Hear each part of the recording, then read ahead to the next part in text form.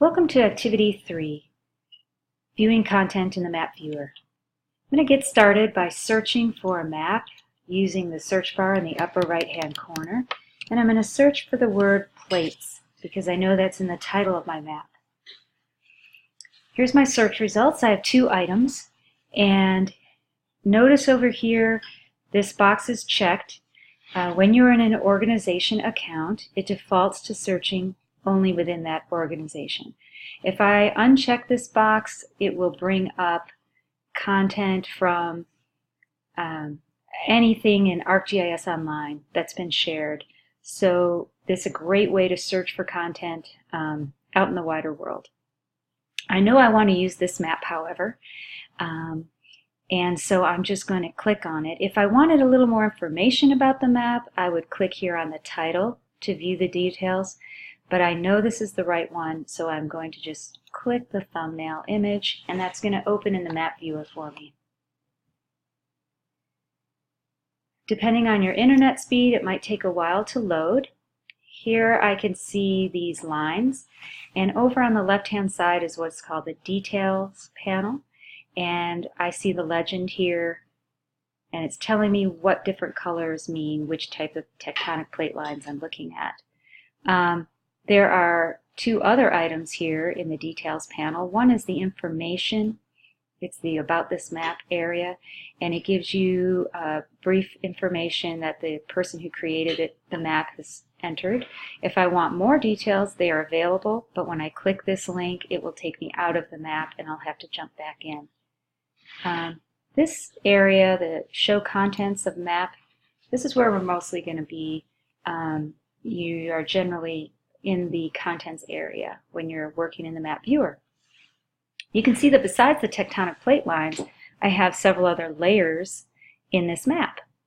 And one neat thing I can do here is if I click on the name of this layer, it will expand the legend right here within the contents area, so I don't need to keep toggling back and forth between legend and contents if I don't want to. And I'm going to click now to collapse that. So I just want you to understand how layers work. You can see this is checked. That means it's turned on. If I click it to uncheck it, those tectonic lines, they're still there, they're just not visible for the moment. So I can turn it on and off using that checkbox. I'm going to check the volcanoes layer here. You'll see that I've got a lot of volcanoes loaded, and if I click on one, I get the name and some other information about it. So it gives you a sense of how you can operate when looking at a map here. I'm going to turn on another layer. This is called earthquakes, and all of a sudden I have a lot more information on the map. The earthquakes layer, you can see there are various colors and sizes of the icons. One thing to note, when you first open this map, you'll notice I only have the tectonic plate lines turned on. The fewer layers you have turned on, the easier it is to load. And that's kind of helpful if you're working with people in areas that don't have a strong internet connection. Also, it can look quite dizzy if you have them all turned on at the beginning.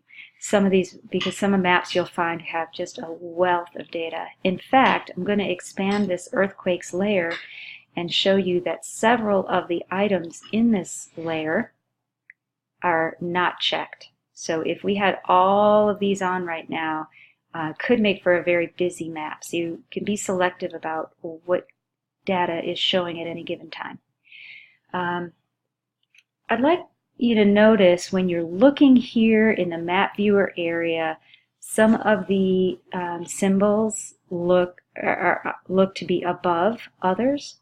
So if you can see what appears to be on top, I'm going to zoom in just a little bit so you can get a sense of what layers look to be on the bottom. You can see the tectonic lines on the top, and I want you to notice that over in the Details panel, the order in which these layers appear is in the Details panel is exactly how they appear on the map. So the tectonic plate lines are on top, and that's purposeful. That's how they're organized here. And so if you can move them around when you're building a map or when you're working with a map to make it more workable or usable for your purposes. This one here, this world shaded relief, I'm going to turn it on. This is a raster layer, and it covers the entire canvas of the map viewer, as opposed to the others, which are vector layers. They're points or lines. So this world shaded relief, if I were to move this layer up, which I can do, all of a sudden my earthquakes seem to disappear. I know that my earthquakes layer is turned on, but I'm not seeing it. And the reason is this world shaded relief is on top and now is covering it. So I'm going to go ahead and move that back down. And that gives you a sense of layers and how they interact with one another.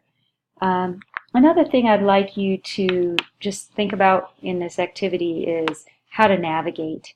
And so it's probably pretty intuitive that the panning is very similar to other applications you've used probably, where you can click and drag to pan around. You can also double click, which is something you're probably familiar with, to zoom in. You can use these plus and minus symbols to zoom in and out. And then my very favorite, a very quick way to zoom into a place is hold down the shift key and draw a polygon, draw a rectangle, and it will zoom in to that extent. So that's a way, when you're zoomed out quite far, to just really zoom in on an area quickly. So lastly, another thing I'd like to talk about is saving a map.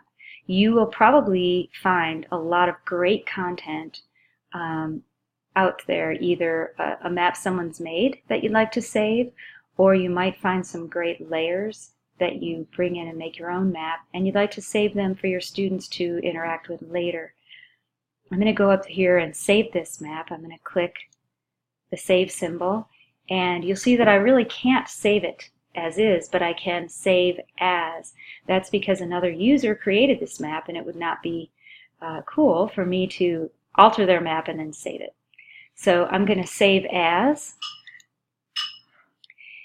and then you'll notice that the title is the same as the original map, except it says -copy. That's because ArcGIS Online does not want me to save it with the same name.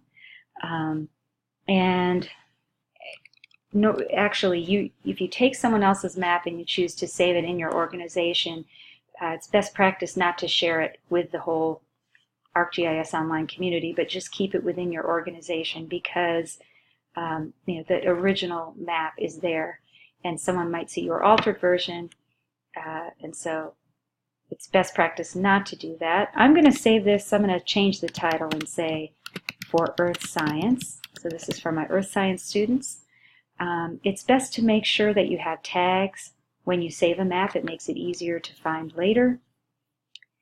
And a summary is helpful so people in your organization know what they're looking at.